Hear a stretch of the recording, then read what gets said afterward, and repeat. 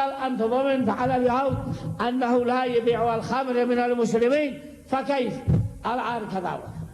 قال معي فتوى بجواز البيع. قال ومن الفتوى؟ قال من السيد محمد بن إسماعيل الأمير، ومن السيد الحسن بن إسحاق بن المهدي. لأنه يريد أن يحرش بينهم، يريد أن يحرش بين العلماء وبين الدولة والعلماء في الدين وهذا. قال الإمام اضربوا السيد محمد بن إسماعيل الأمير، ضربوا الأمير ووصل.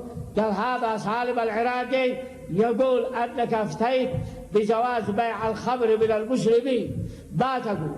قال سالم العراقي متى خطي؟ ادي الخط، يعني في أي هذا متى لقيتني؟ لا بنفسك ولا أنا في المسجد بينك وأنت بديها وأنت في قاعد اليوم، ما تخليه وين قلت لك وياه. فتردد اليهودي، تردد حتى عرف المتوكل قاسم بن حسين أنه كذاب، فقال أنا أصبحت كذاب وأنا السيد محمد بن إسماعيل الأمير بريء من ذلك. قال لا يكفي أن تبروني ولكن اعملوا بمطالبي. قال ما هي مطالبك؟